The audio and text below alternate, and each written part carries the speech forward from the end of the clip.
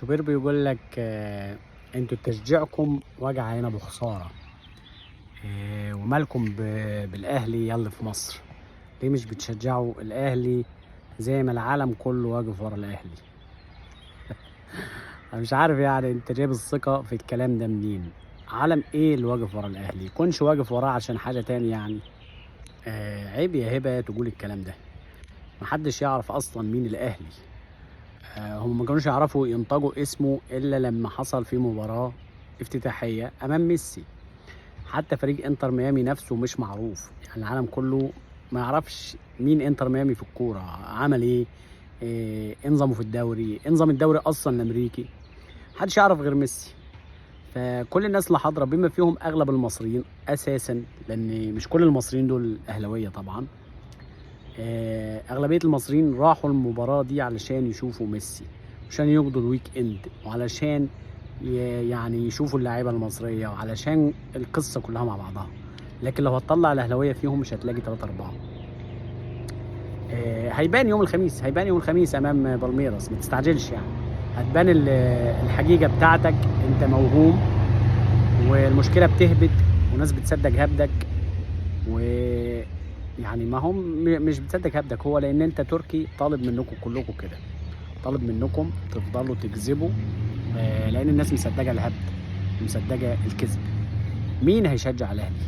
انت عايز مين يشجع الاهلي؟ وليه بتشحت تشجيع للاهلي؟ مش الاهلي ده نادي عالمي زي ما انت بتقول؟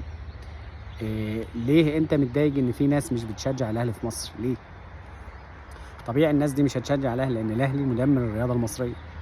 الاهلي مدمر التنافس، الاهلي بيخطف لعيبه الانديه، الاهلي ما بيخليش المنتخب يلعب مباريات وديه ويحسن ترتيبه او يحسن مستواه زي باقي المنتخبات في كل العالم. انت عايز ليه الناس تشجع الاهلي؟ ومتضايق ليه ان في ناس كتير ما بتشجعش الاهلي؟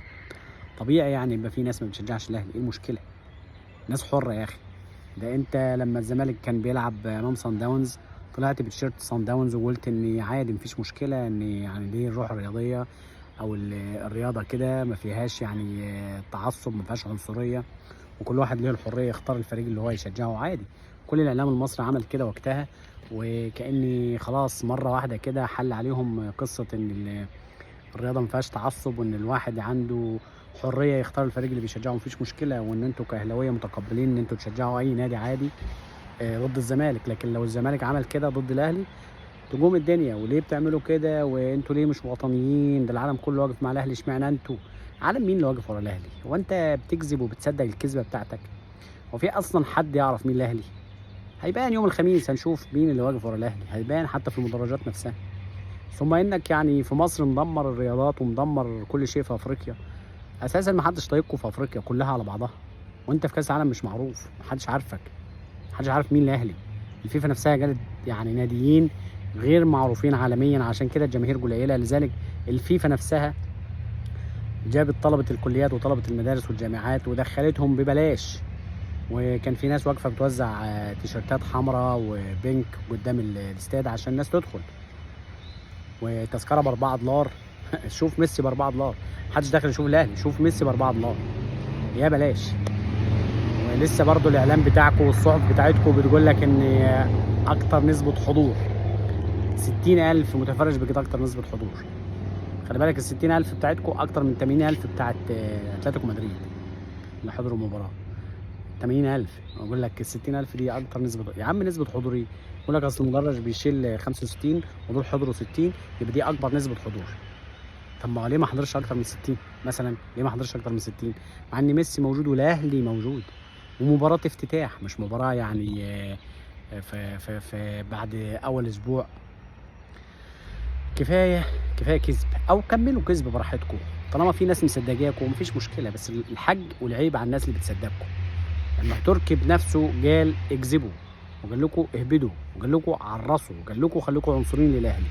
انا النهارده شفت كام برنامج تبع كاس العالم لدول مختلفه، ما شفتش فيهم برنامج واحد متحيز للفريق اللي في بلده نهائي، بل بيتناقشوا فنيا في الفرق المنافسه، بيتناقشوا فنيا ازاي ان الفرق دي طالعه من كاس ايطاليا ودوري ايطاليا ودوري الامم الاوروبيه ومنهكين، ومره واحده تطلع لهم بطوله كده. بيناقشوا كيف ان البطوله دي اصلا توقيتها غلط.